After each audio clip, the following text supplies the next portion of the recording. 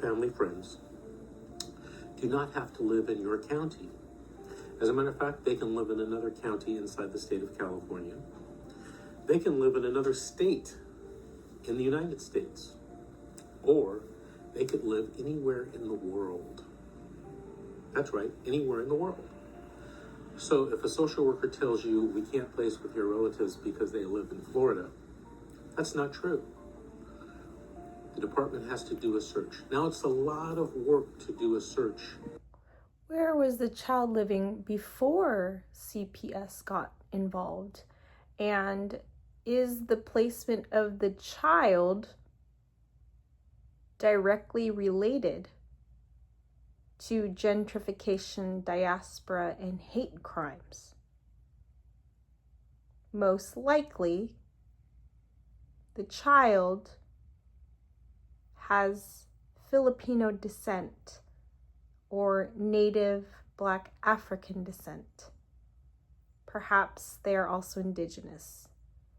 80% of mothers with a drop of melanin are denied their rights to breastfeed. Continue the secret to getting your children out of foster care. These are the updates to family law, CIRCA, the Vaginal Codes, 2025. And to evaluate a relatives. And if you give them 25 names, the names, the addresses, the telephone numbers, the emails, and the relationship to the child, aunt, great-grandmother, family friend, the social worker has to perform an evaluation and report back to the court whether the child should be placed with this relative. Let's do a timeout here. According to the law office of Vincent Davis, the social worker had 30 days to contact relatives within the area. Within that 30 days,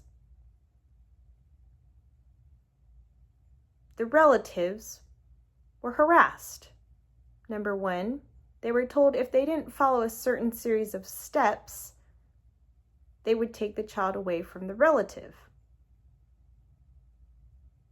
The training and qualification for these professionals, who call themselves government social workers, is absurd.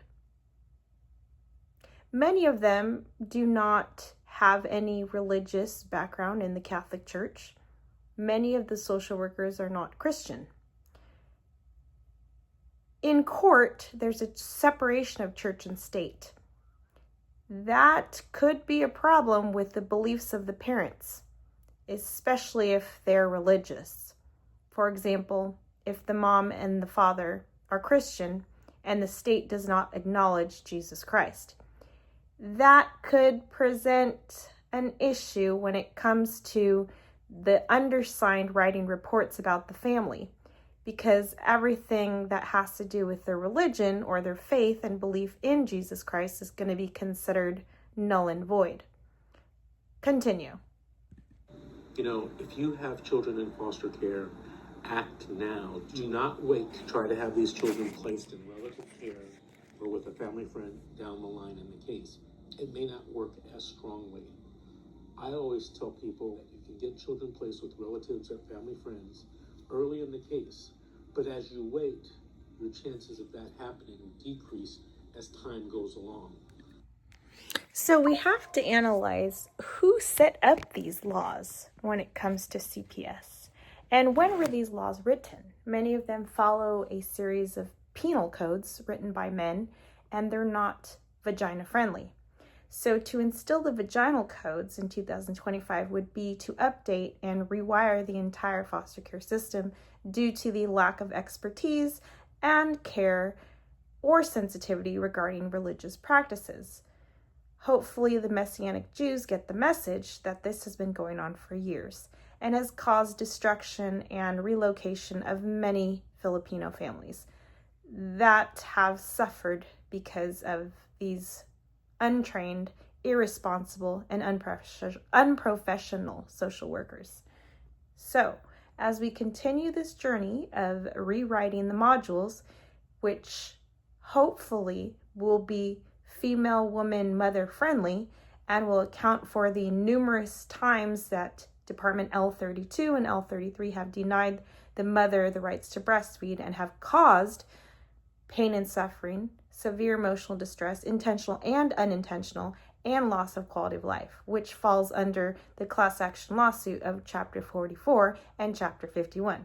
Please comment below if you'd like to add your name, number, and email address to this class action lawsuit.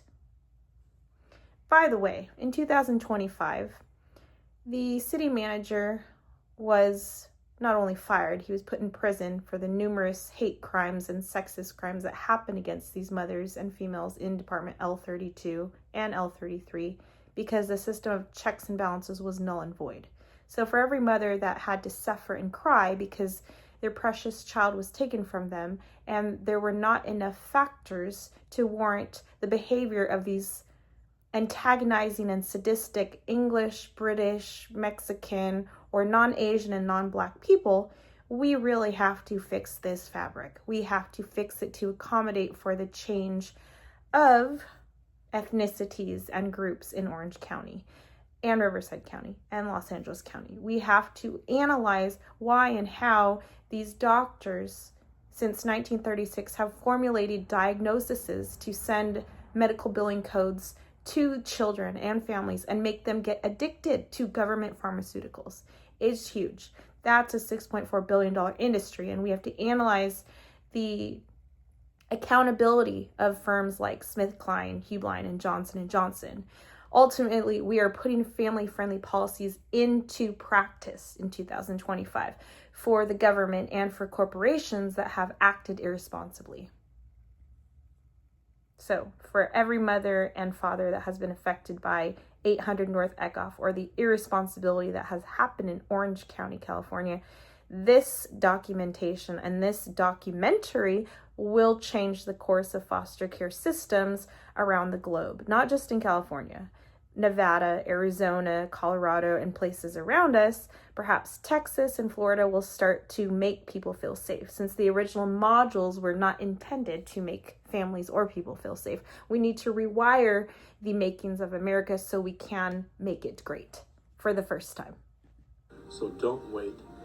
Get your list together, email it to the social worker, give it to your attorney so that the attorney gives it to the county council, and let's get these investigations going to have these children placed. No, the children should not be placed. They should be with their mother and father, and the mother and father need to have good counselors, maybe Christian Catholic counselors, to where they could get couples counseling or perhaps learn about a religion, perhaps Catholicism. And that is a legitimate reason. However, the court has the power to bypass that and place the children with the grandmother, even though she hasn't passed ASPA, even though she hasn't taken all of her classes, as an emergency placement. And one of the conditions for that placement with grandma will be that she continue through the ASPA process and go to the classes. So who wrote the ASPA process? And who wrote the policies regarding mothers and fathers? Because you have questions. I do have questions. Questions about juvenile dependency cases, about CPS, about DCFS. And I answer questions like this every day. If you want to ask me questions or want a free consultation, give me a call. That's a 1-888 number from a Japanese man? I didn't know about that, Philippines. 888-6582, and I'd be happy to answer your questions. Do you know anything about the Filipino culture? To help me How can we change the nightmare into a sweet dream? Please subscribe to this channel and like this video. And we'll see you at the next video. So, nothing's free in America, but if you want to consult with an expert in mental health and holistic health and natural health care, we, as families in Orange County, California, can also comment. Have a nice day. You can reach us at 949-520-8191.